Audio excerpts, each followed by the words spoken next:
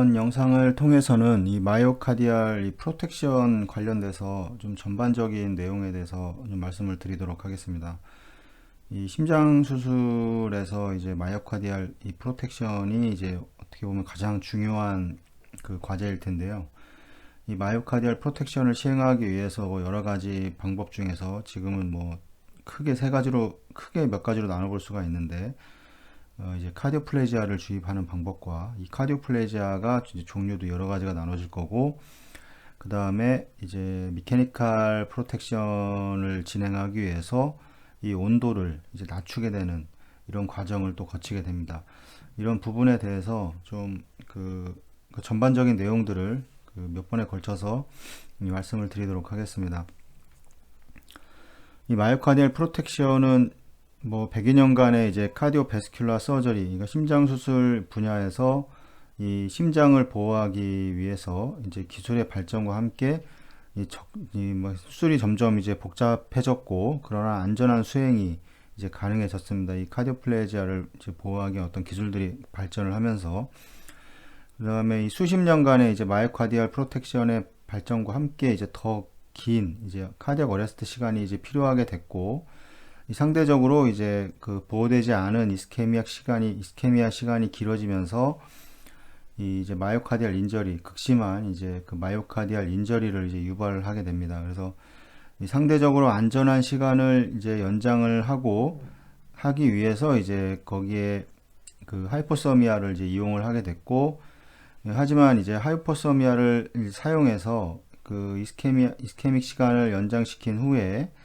이 마이오카디움이 이제 어떤 스토나트가 되어서 이제 어떤 그 불가역적인 손상을 받는다는 것이 이제 밝혀지게 됩니다. 그래서 이 하트를 이제 에올타를 크로스 클램핑을 진행함과 동시에 이제 하이 에너지 이제 포스포테이트 스토어, 이 에너지 공급 자체가 사라지면서 이 카디악 어레스트를 이제 유발하는 방법은 이 서저리를 용이하게는 하지만 이 마이오카디알 데미지를 이제 유발을 이제 시켰습니다. 그래서 이 1955년과 1957년에 이제 이 멜로즈는 이제 카디악 어레스트를 이제 유도하기 위해서 이 포타시움 이제 사이트레이트 이제 이거를 주입하는 이 기술을 이때 사용을 하게 되고, 이 케미칼 어레스트, 결국에 이제 포타시움을 이용한 이제 케미칼 어레스트는 이 하이 에너지 포스포테이트 스토어를 이제 보존하고 이 마이오카디알 프로텍션을 이제 어느 정도 이제 제공한다고 이제 이 시기에 이제 주장을 하게 됩니다.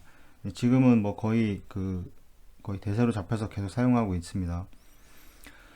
일단 그럼 뭐 계속해서 여러 가지를 말씀을 드릴 텐데, 일단은 마이오카디알 프로텍션을 하기 위한 뭐 어떤 전략들이 많이 있을 겁니다. 스트래티지들이 많이 있을 텐데, 주로 대부분 다 아시는 건데, 이제 그 주입 루트는, 딜리버리 루트는 뭐냐면 크게 이제 안테그레이드, 그 다음에 전방향, 그 다음에 역방향, 그 다음에 이제 어떤 컨두잇을 이용한 방법이 있고, 그 다음에 어떤 이제 강화된 인테그레이트 된 어떤 방법이 있습니다. 그래서 그 다음에 이제 구성을 보면 카디오플레지아 구성은 이제 크게 이제 두 가지로 나눠질 수가 있습니다. 여기 마이크로플레지아라는 게 하나 더 있는데, 어떤 이제 블러드를 사용하지 않는 이제 정지렉만을 사용해서 하는 방법과 이 혈액이 포함된 그 블러드 카디플레지아를 주입하는 방법과, 이 마이크로플레지아는 다른 그 어떤 그 아티클을 좀 통해서 말씀을 드릴 텐데,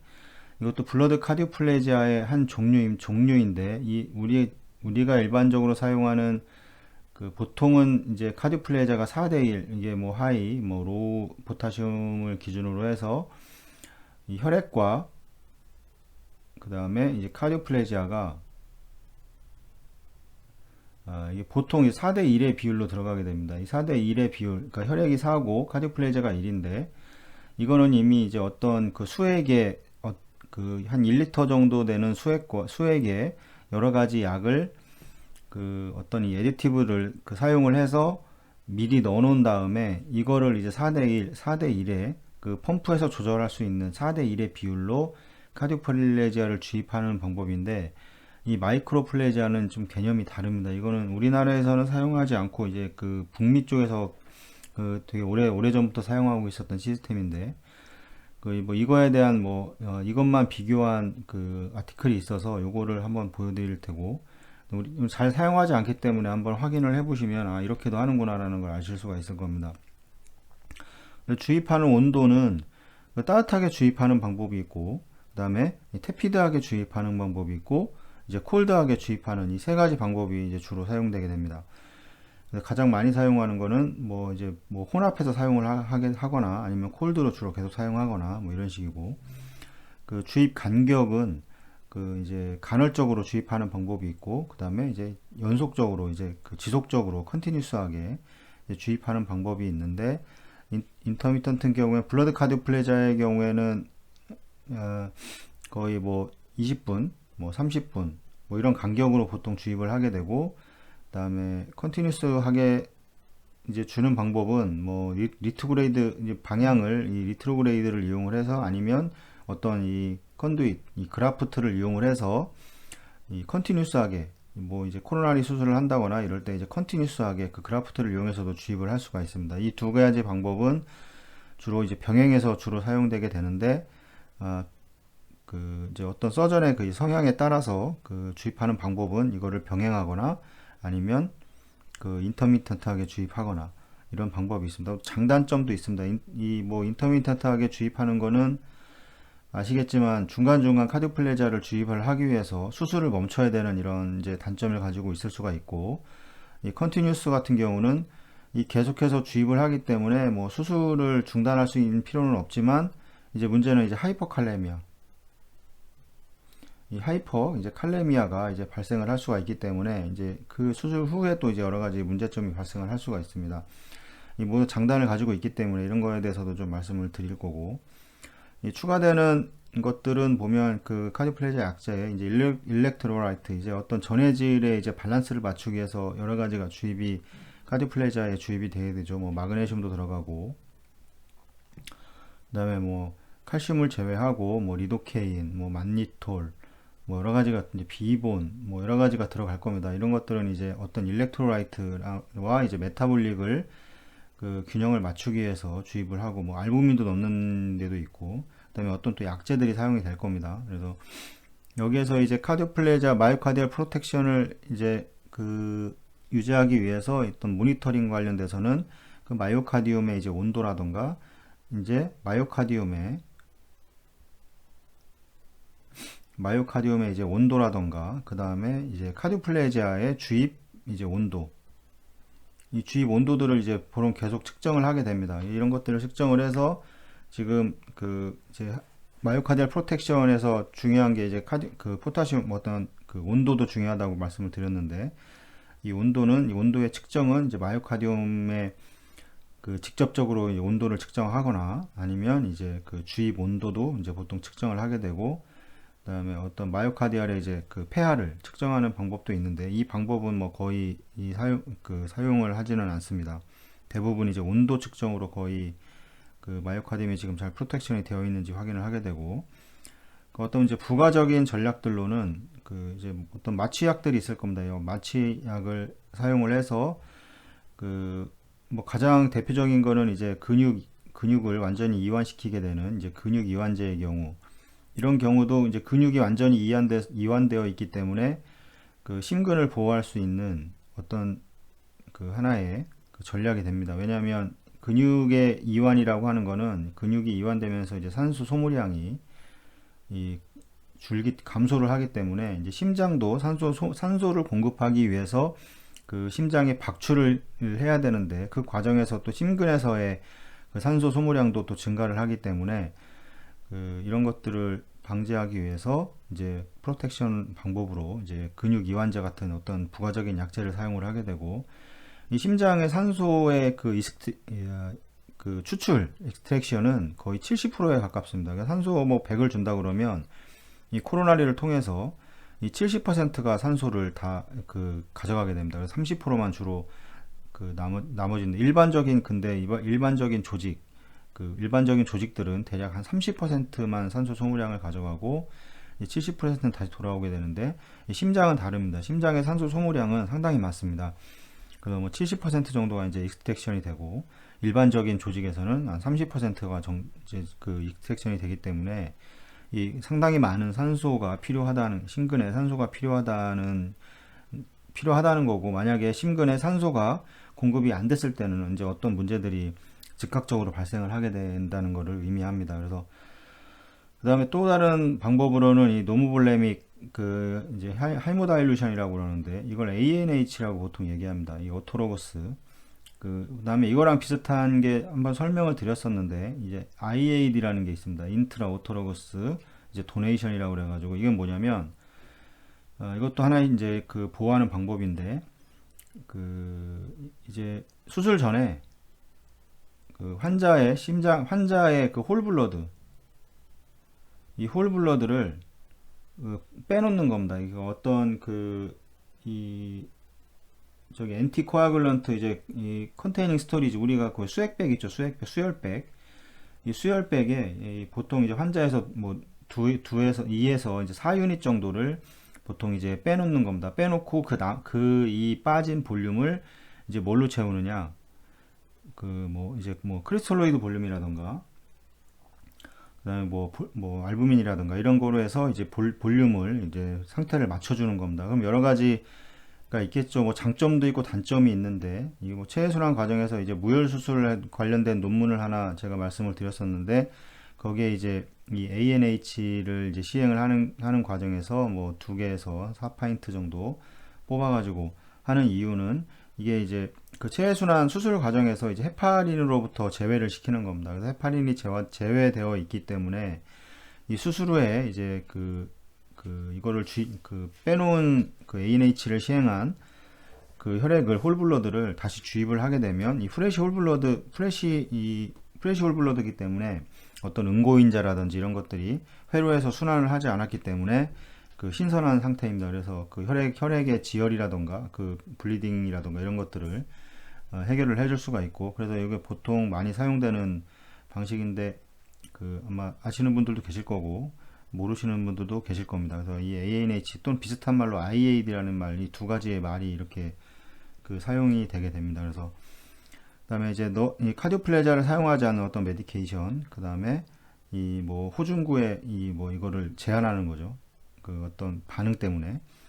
그다음에 이제 이스케믹 프리컨디셔닝이라는 방법이 있는데, 이 심근은 심장을 이제 어떤 사전에 이제 허혈성 사전 조절이라고 보통 얘기를 하는데, 이게 뭐 운동선수들이나 이런 선수한테도 보통 이런 과정을 많이 거치게 됩니다. 심장에 이제 혈액 공급이 부족해지거나, 이게 뭐 보통 산소의 추출이 70%라고 말씀을 드렸는데, 이 조금만 플로우가 안 가거나 이러면 이제 이 허혈성 상태가 오게 되고, 그렇게 되면 이제 허혈성 상태라고 하는 거는 말씀드렸지만 이 호기성 대사를 할 수가 없습니다. 이 호기성 대사를 해서 에너지를 발생을 해서 돼야 되는데, 이 혐기성 대사를 하게 되는데, 이 혐기성 대사도 마찬가지로 에너지는 생성을 합니다. 하지만 이제 여기에 부산물이 이제 락테이트라고 그랬죠.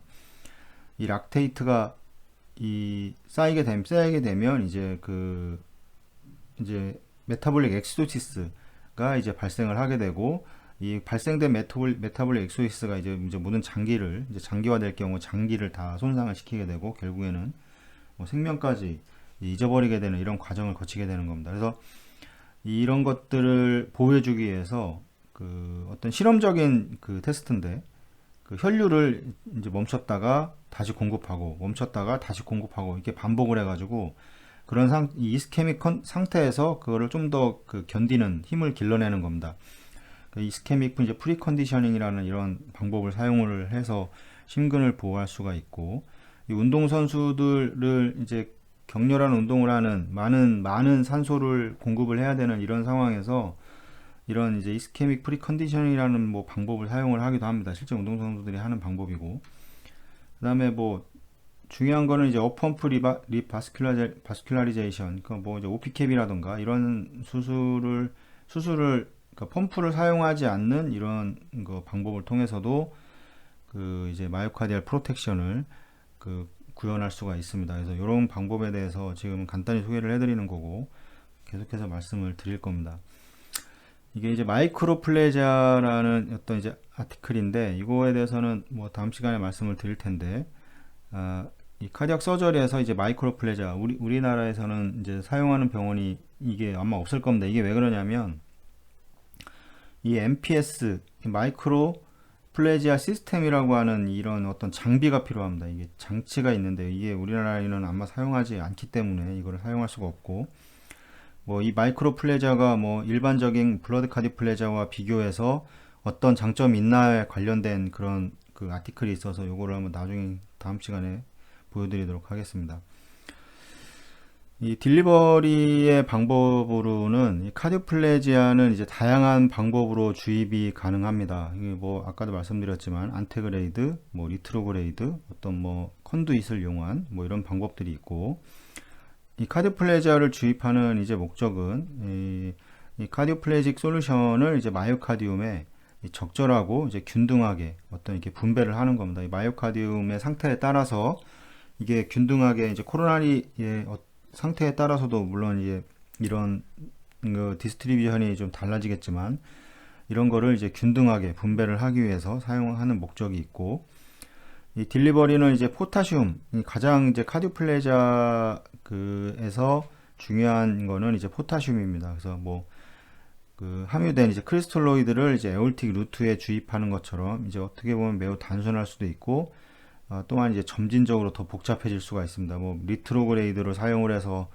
뭐 안테그레이드로 인터미턴트하게 주다가 이제 컨티뉴스로 이제 리트로그레이드로 주고 여러 가지 이제 블러드 카디오플레지아 주입에 있어서는 좀 매우 복잡한 방법을 거칩니다. 이거 말고도 블러드는 좀 다들 아시겠지만 블러드 카디오플레지아를 주입하는 방법과 이 크리스톨로이드 이 카디오플레지아를 주입하는 방법은 좀 다릅니다. 뭐 이거는 이제 말씀드렸지만 인터미턴트하게 주입을 할 수가 있는 거고 크리스톨로이드 경우에는 이제 원샷 개념입니다. 한 번 주입을 하고 뭐 2시간, 뭐 3시간, 뭐 HTK 솔루션이라는 게 브레이션하이더의 HTK 솔루션이라는 게 있는데 이거는 한 번 주입을 하게 되면 그 3시간 정도는 주입을 하지 않고 그 이제 수술을 계속 진행하는 장점이 있지만 또 이거는 이제 히모다일루션이 이제 너무 과도하게 됩니다. 한 2000cc를 원샷으로 이제 진행을 하게 되는데 2000cc가 만약에 리저버로 그 회로상에 그 CPV 회로상에 다 유입이 된다 그러면 2000cc의 이제 그 히모다일루션은 상당한 문제를 일으킬 수가 있습니다. 제일 문제가 이 소듐 자체가 많이 떨어집니다. 뭐 140 정도를 유지를 해야 되는데 이게 뭐 110까지 떨어지거나 이 소듐이 떨어지고 올라간다는 거는 이게 어디에 영향을 미치냐면 가장 큰 데가 이제 그 세레브랄입니다. 뇌에 영향을 미치게 되는데 뭐 부종이 발생을 할 수가 있고 그에 반대되는 개념이 또 발생을 할 수 있기 때문에 이게 상당히 좀 위험합니다. 그래서 뭐 딜리륨 자체가 좀 많이 온다거나 수술을 뭐 이런 경우도 좀 많이 발생을 하게 되는데 이제 그런 이제 카디오플레지아의 그 어떤 그 성상에 따라서 이런 것들이 이제 발생을 할 수 있다는 것도 충분히 이해를 하고 있어야 됩니다. 그래서 이 카디오플레지아의 주입을 위해 이제 고안된 이제 마이크로플레지아 시스템. 이 마이크로플레지아 시스템은 이제 마이오카디알 프로텍션 시스템인데 이런 시스템도 이제 그 사용을 하고 있고 우리나라는 아니지만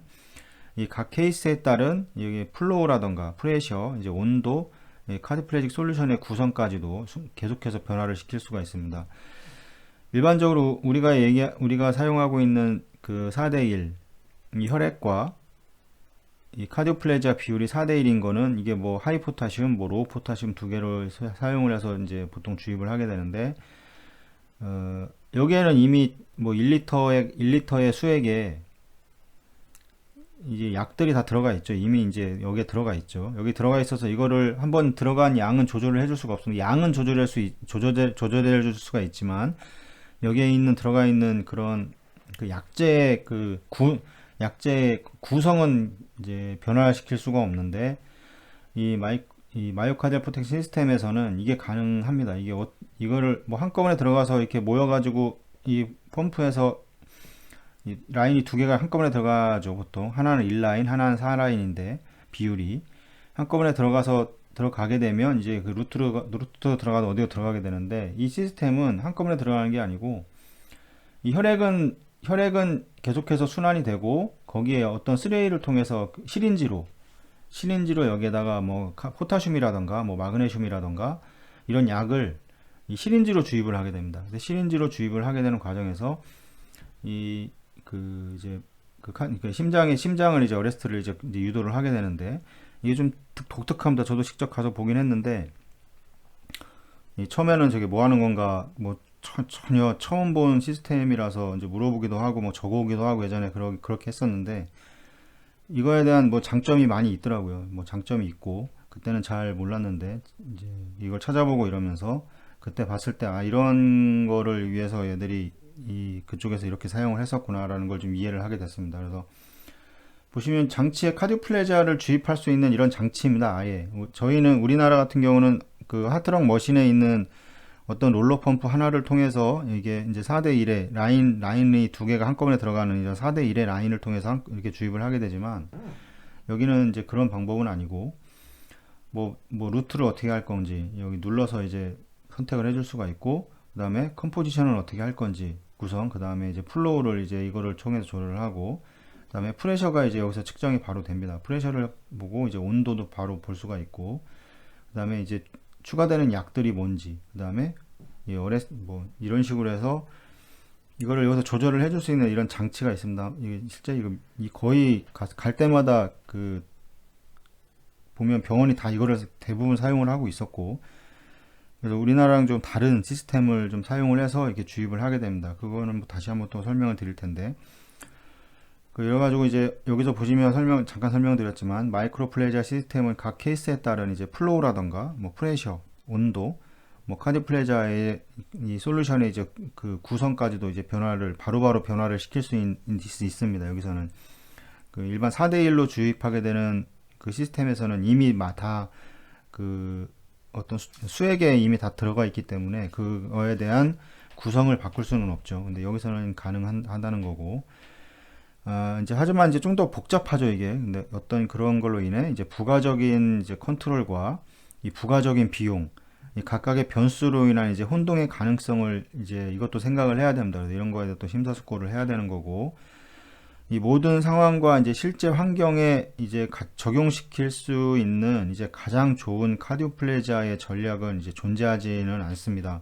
이건 뭐 항상 다 논란에 뭐 블러드가 좋냐, 뭐 크리스톨로이드가 좋냐, 뭐 이런 것들도 뭐 서전에 따라서 그 사용되는 카디오플레자가 다 다르듯이 이게 무슨 논란의 그런 건 아닙니다. 그래서 이 카디오플레자의 옵션 범위에 관한 이제 실용적인 지식은 그래도 유용하기 때문에 이제 이거를 정확하게 이해를 해서 이 최적의 이제 이 클리니컬 케어를 제공할 수 있도록 그 공부는 해야 되는 겁니다. 그래서 여러 가지가 어떤 종류의 카디오플레자가 있고 어떻게 구성이 되는지, 그다음 어떻게 주입이 되고 이게 어떤 상태에서 가장 지금 프로텍션이 잘 됐는지, 카디오플레자를 주입을 하면서도 카디오플레자를 주입하는 과정에서 그 가장 아이디어라는 거는 이제 뭐 봐야 되는 게 온도, 그다음에 카디오플레자를 주입하는 플로우, 그다음에 압력이겠죠.